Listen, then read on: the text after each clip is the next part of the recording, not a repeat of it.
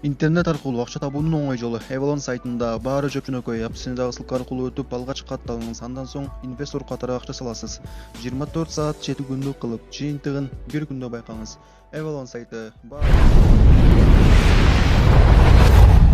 Курсан Асанов 2 айга камалды. Бишкектеги 1-май райондук сотунда ички иштер министринин экс орун басары Курсан Асановдун баш коргоо чарасы каралды. Соттун чечимине ылайык 2 айга Бишкектеги номер 1 убактылуу абак жайына 2 айга 13 декабрга чейин камоо чечими чыкты. Ал массалык башаламандыкты уюштурган деген айып менен 9 октябрда кармалган. Белгилей кетсек, бүгүн 1-май райондук сотунда Темирлан Султанбековдун соттук иши өткөрүлүп, 2 айга камоо чечими чыкты. Шайлоонун жыйынтыгына нааразы болгон партиялар 5 октябрда Бишкекте митингге чыгып, анын аягы башаламандыкка айланган. 6 октябрга караган түнү митингчилер парламент менен президенттик аппараттын имаратын, УКМКны ээлеп, камактагы бир топ саясатчыларды, анын ичинде Алмазбек Атамбаевди бошоткон. 9 октябрда массалык башаламандыкты уюштургандыгы үчүн мурдагы президент Алмазбек Атамбаев жана анын тарапташтары Темирлан Султанбеков, Фарид Ниязов, Канат Сагынбаев, Курсан Асанов кармалган. Тууралуу айтылган 24 KG басылмасы экс-президент менен байланышканда Роза Отунбаева Жээнбеков азыр кызматын таштап кетүүгө тийиш эмес деп айтканын билдирди. Мен ага азыр кете албай турганын айттым. Моралдык жагынан гана эмес, эң биринчиден ал элине, жерине кызмат кылууга ант берген. Тескерисинче ал бизге калканч болуп бериши керек. Ошондой эле Жээнбеков өлкөнү укуктук талаага алып келиши керектигин айткан. Абал ушунчалык тез өзгөрүп жатат. Эми Сооронбай Жээнбеков бизди укуктук талаага гана алып келбестен, мамлекеттик конституциялык алкакка алып келиши керек, деди экс-президент. Борбордук Ала Тоо аянтында шайлоонун жыйынтыгына нааразычылык митинги болгон. Митингчилер 6 октябрда Ак үйдү басып алышты. Камактагы Алмазбек Атамбаев, Садыр Жапаров, Равшан Жээнбеков жана башкалар бошотулган. 10 октябрда аларча резиденциясында Жогорку Кеңештин 6-чакырылышынын чокол чакырылган жыйыны болуп, өкмөт башчылыкка Садыр Жапаровдун талапкерлиги бекитилди. Кыргыз Республикасынын жарандары Кыргызстанда конституциялык тартипти жана мыйзамдуулукту сактоо боюнча кыргызстандыктарга президентке, Жогорку Кеңеш депутаттарына кайрылуу жасашты. Бир катар депутаттар коомдук саясий ишмерлер парламенттин 10 октябрдагы жыйыны кворум жок өткөнүн жана андагы кабыл алынган чечимдер мыйзамсыз экенин айтып чыгышты. Ал тургай бул жыйынга барган айрым депутаттар басым кысымга кабылганын билдиришүүдө. Булак политика KG. Сот Темирлан Султанбековду 13 декабрга чейин камакта калтыруу чечимин чыгарды. 12 октябрда Бишкек шаарынын 1-май райондук соту Социал-демократтар партиясынын лидери Темирлан Султанбековду СИЗО 1 абагына 13 декабрга чейин камоо чечимин чыгарды.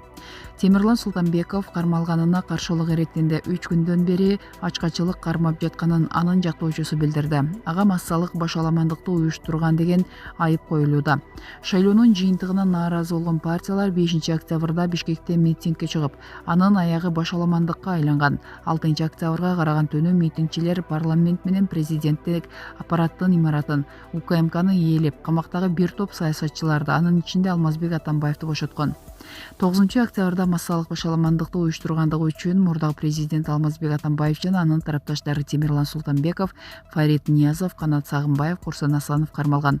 Окуялардын натыйжасында борбордук шайлоо комиссиясы акыркы парламенттик шайлоонун жыйынтыктарын жараксыз деп тапкан. Канат Сагынбаевди 2 айга камоо чечими чыкты. 12 октябрда Бишкек шаарынын 1-май райондук соту Алмазбек Атамбаевдин мурдагы жан сакчысы Канат Сагынбаевдин баш коргоо чарасы каралып, 2 айга камоо чечими чыгарылды. Фарид Ниязов 10 декабрга чейин камакта болот. Бишкек шаарынын 1-май райондук сотунда 9 октябрдагы массалык башаламандыкты уюштурууга айыпталгандардын соту болууда. Анда президенттик аппараттын мурдагы жетекчиси Фарид Ниязовду 10 декабрга чейин Бишкектеги номер 1 тергөө абак жайында кармоо чечими кабыл алынды. Зайниддин Курманов Садыр Жапаровду бир да мамлекеттик премьер-министр куттуктаган жок. Садыр Жапаровду бир да мамлекеттин өкмөт башчысы, анын ичинде жакынкы коңшулардын арасынан куттуктаган жок. Демек аны премьер-министр катары таанышкан жок. Бул тууралуу пикирин профессор Зайнидин Курманов жалпыга маалымдоо каражаттарына билдирди. Курманов ошондой эле чет өлкөлүк басылмалар Садыр Жапаровдун кишинин барымтага алуу боюнча айыпталып чыкканын жазганы тууралуу айтты. Биз эми кредитта, грантта ала албай калышыбыз, пандемияда азап тартып калышыбыз мүмкүн экенин Зайнидин Курманов эскертти. Жогорку кеңештин депутаттары 10 октябрда мамлекеттик аларча резиденциясында өткөн жыйында Садыр Жапаровдун премьер-министрликке талапкерлигин колдошту. Кыргызстандын өкмөтүн түзүү боюнча токтом долбоору кабыл алынган. Бир катар депутаттар коомдук саясий ишмерлер парламенттин 10 октябрдагы жыйыны кворум жок өткөнүн жана андагы кабыл алынган чечимдер мыйзамсыз экенин айтып чыгышты. Ал тургай бул жыйынга барган айрым депутаттар басым кысымга кабылганын билдиришүүдө. Садыр Жапаровдун легитимдүүлүгү кайрадан талаш жаратты. Бир катар депутаттар коомдук саясий ишмерлер парламенттин 10 октябрындагы жыйыны кворум жок өткөнүн жана андагы кабыл алынган чечимдер мыйзамсыз экенин айтып чыгышты. Ал тургай бул жыйынга барган айрым депутаттар басым кысымга кабылганын билдиришүүдө.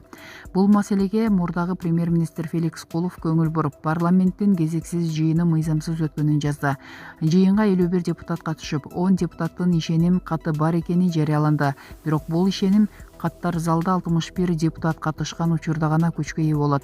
Эгер мынча сандагы депутат катышпаса, депутаттар кабыл алган чечимдер мыйзамсыз саналат жана аткарылбашы керек. Мындан улам Садыр Жапаров шайланган премьер-министр болуп саналбайт. Эл өкүлү Тастан Бекешев кезексиз жыйынды өткөрүүдө жогорку кеңештин регламенти жөнүндө мыйзамдын бир нече беренеси бузулганын, кворум болбогонун тастыктады. Бул арада президент Сооронбай Жээнбековдун тарапташы саналган парламенттин вице-спикери Аида Касмалиева 10 октябрдагы жыйын легитимсиз өткөнүн жана ага катышкан депутаттарга басым кысым болгонун айтып чыкты. Көп өтпөй Аида Касмалиева дагы бир талаштуу жагдайды ачыкка чыгарды. Анын жазышынча 10 октябрдагы кезексиз жыйын легитимсиз жана анын жүрүшүндө кабыл алынган токтомго кол койгон адам бийликти күч менен басып алуу деген берене боюнча жооп берет. Садыр Жапаровду дайындоо боюнча жогорку кеңештин токтому жок. Анын шайланышы жогорку кеңештин расмий документтери менен бекитиле элек жана Кыргыз Республикасынын президенти Сооронбай Жээнбековго бекитүү үчүн жөнөтүлө элек. Садыр Жапаровдун премьер-министр катары кабыл алган чечимдери юридикалык күчкө ээ эмес. Буга байланыштуу премьер-министрдин милдетин аткарууну биринчи вице-премьер-министр Алмазбек Батырбеков улантып жатат, деп жазды Касмалиева. Айда Касмалиева буга байланыштуу жогорку кеңештин депутаттарынын кезексиз жыйынын өткөрүү боюнча сүйлөшүү өткөрүп жатканын жана көпчүлүк коалициядан шайланган вице-спикер катары парламент төрагасынын милдетин аткарып жатканын билдирди. Касмалиеванын бул билдирүүсү боюнча Садыр Жапаров жана анын командасы комментарий бере элек. Президенттик аппараттан да комментарий алууга мүмкүн болбой жатат.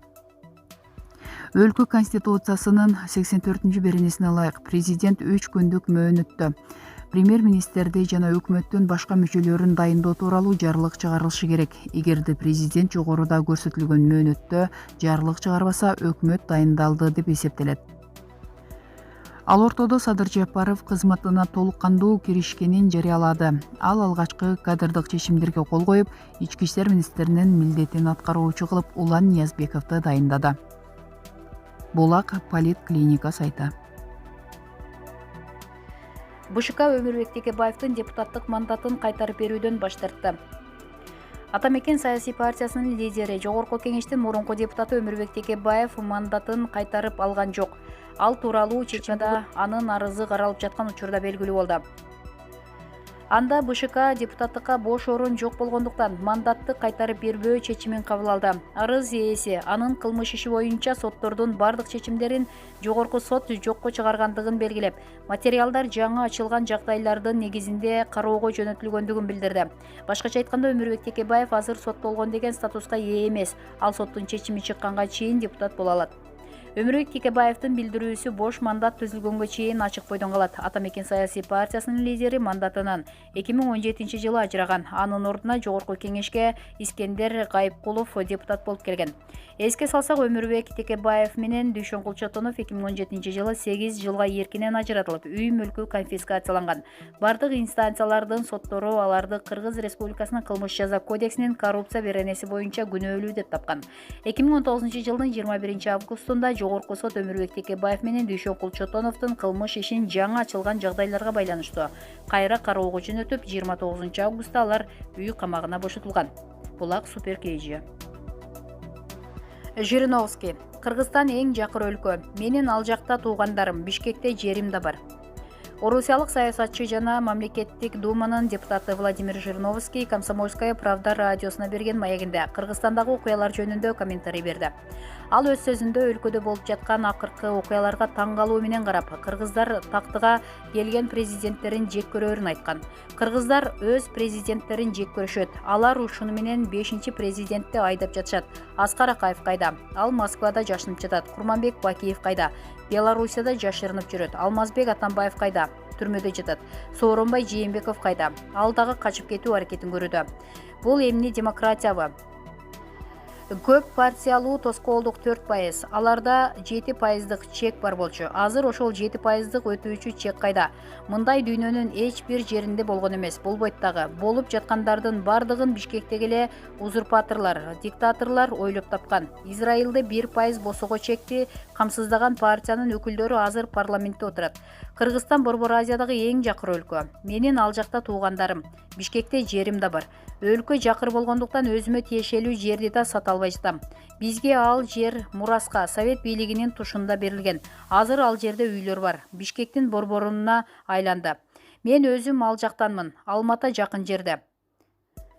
150 чакырым. Душанбеден менин туугандарымды 90-жылдары кууп чыгышкан, деп билдирген Жириновский. Булак Аргумент KG.